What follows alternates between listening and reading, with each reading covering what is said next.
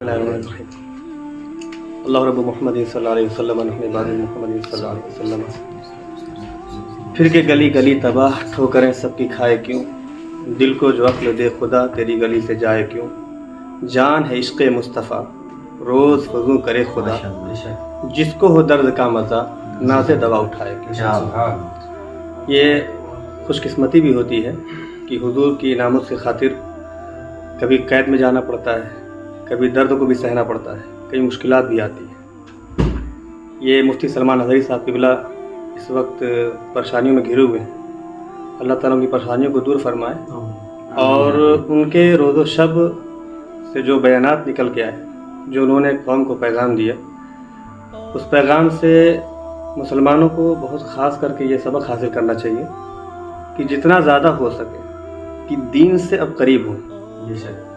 اور جتنا زیادہ ہو سکے وہ شریعت کو پڑھیں اور حضور کی شان کو سمجھیں، حضور علیہ السلام کی سیرت کو پڑھیں۔ اس بندے ناچیز نے جو ہے بہت کچھ کیا اور بہت زیادہ اپنے الفاظ میں انہوں نے سمجھانے کی کوشش کی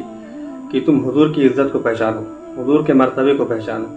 اور ہر دل میں حضور کے پیار کو ڈالنے کی انہوں نے کوشش کی ہے۔ اور عشق ہے تو عشق میں پریشانیاں تو آتی ہی آتی ہیں، اور یہ سب سے بڑی چیز یہ ہے کہ یہ اس کا بدلہ انسان نہیں دے گا کہ انہوں نے حضور کی عزت کی خاطر جو پریشانیاں آج وہ جھیل رہے ہیں، اور حضرت مولانا قمر غنی عثمانی صاحب بھی آج جھیل رہے ہیں، یہ لوگوں کا صلہ تو خود حضور علیہ السلام اپنے ہاتھوں سے عطا کریں گے کہ سیدی اعلیٰ حضرت فرماتے ہیں نا کہ کون دیتا ہے دینے کو منہ چاہیے، دینے والا ہے سچا ہمارا نبی، تو اس کا صلہ تو خود حضور عطا فرما دیں گے، اور اس کی تاریخیں بھی ملتی ہیں۔ مگر صرف اگر یہ ہم اور آپ آج یہ اس کو صرف لفظوں میں سمیٹ کر رکھیں کہ ہم ان کے ساتھ ہیں، ہم ان کے ساتھ ہیں، تو یہ کہنا بہت درست نہیں ہوگا، بلکہ ہم کو ساتھ کے ساتھ ساتھ یہ دیکھنا ہے ان کے پیغام پر ہم عمل کتنا کر رہے ہیں۔ انہوں نے نماز کے قریب کہا کہ مسلمانوں نماز کے پابند ہو جاؤ،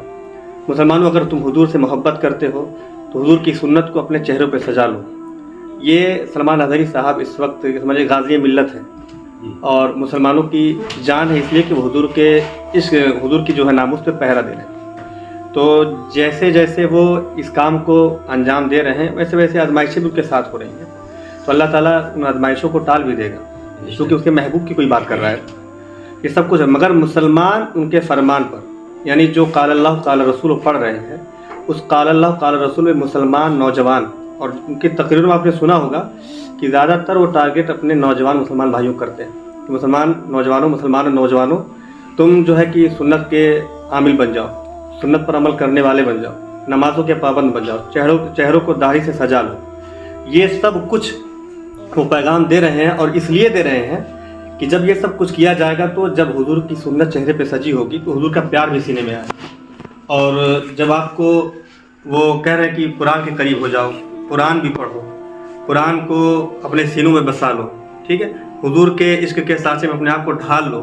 تو یہ سب کچھ اگر آپ اور ہم اس پہ عمل نہیں کریں گے اور صرف یہ کہیں گے کہ ہم ان کے ساتھ ہیں، تو ساتھ کہنے کے لیے تو دلیل بھی ہونی چاہیے کہ ہم کس طرح ساتھ ہیں، کیونکہ ان کے جو پیغامات ہیں اس پر ہم عمل کر رہے ہیں کہ نہیں کر رہے ہیں، اپنے گھر والوں کو اس پر عمل کروا رہے ہیں کہ نہیں کروا رہے ہیں، یہ خاص بات ہے۔ تو اس لیے ضرورت آج یہ ہے کہ ان کے لیے تو کثرت سے دعا کرنی ہوگا کہ اس کا صلہ خود حضور علیہ السلام عطا کریں، خود حضور صلی اللہ علیہ وسلم اس پیارے عمل کا صلہ ان کو عطا کریں گے، مگر یہ کہ ساتھ ہی ساتھ ہمارے دلوں میں بھی حضور کی محبت ہے، تو ہم کو اس کا ثبوت اگر دینا ہے تو ہم کم سے کم عملی میدان میں اتریں، اور جتنا زیادہ ہو سکے قرآن کی تلاوت کو اپنائیں، جتنا زیادہ ہو سکے قرآن کو پڑھیں، سمجھیں، حدیث شریف پڑھیں، اور اپنے بچوں کو حضور کی سیرت کا واقعہ سنائیں۔ صحابہ نے کس انداز میں حضور پر قربان ہوئے ہیں، صحابہ نے کس انداز سے حضور سے عشق کیا ہے، اس انداز کو بھی سمجھائیں۔ جیسے دیکھیں کہ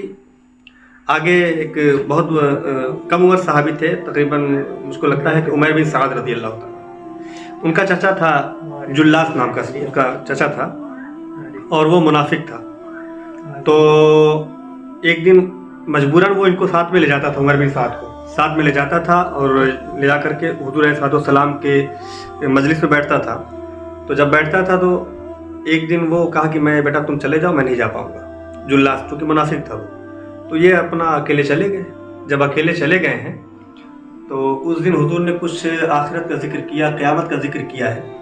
تو آ کر اس نے کہا کہ چچا آج حضور علیہ الصلوۃ والسلام نے ایسا نقشہ کھینچا ہے قیامت کا اور میدان محشر کا کہ ایسا لگتا ہو کہ سامنے دکھ رہا ہو. تو انہوں نے کچھ یہ جلاس نے ایسا لفظ استعمال کیا ہے کہ جو بہت ناگوار تھا. تو انہوں نے جو کہ اس کا بھتیجے تھے کہا کہ اگر مجھے پتہ ہوتا کہ تم منافق ہے تو میں تم سے کب کا تم سے الگ ہو چکا ہوتا، اور میں اس بات کی خبر جا کے حضور کو دوں گا کہ تم منافق ہے. تو انہوں نے کہا کہ تیری بات کو مانے گا کون، تجھے پہچانتا کون ہے، تو بچہ ہے. یہ سب کچھ کے باوجود جو ہے وہ گئے جا کے حضور کی بارگاہ میں کہا کہ یا رسول اللہ میں آپ سے پیار کرتا ہوں، میں آپ سے محبت کرتا ہوں. بچے تھے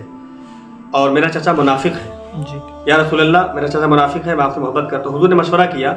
تو اس بچے کی گواہی میں پھر اللہ تبارک و تعالیٰ نے حضرت جبریل کو بھیجا کہ یہ بچہ سچ کہہ رہا ہے، اس کے اندر عشق ہے، یہ بچہ سچ کہہ رہا ہے، اور وہ جو جلاس ہے وہ منافق ہے. تو کہنے کا مطلب یہ کہ چھوٹی عمر کے لوگ بھی حضور سے محبت کرتے تھے، پیار کرتے تھے اور حضور پر جان دیتے تھے. تو آج ہمارے بچوں کو کیوں نہیں پتہ سیرت، ہمارے بچوں کو کیوں نہیں پتہ کہ حضور سے محبت کس طرح کرنی چاہیے. تو سلمان اظہری صاحب اسی پیغام کو لے کر کھڑے ہوئے کہ آج بچوں کے سینے میں جو ہے حضور کا پیار جائے.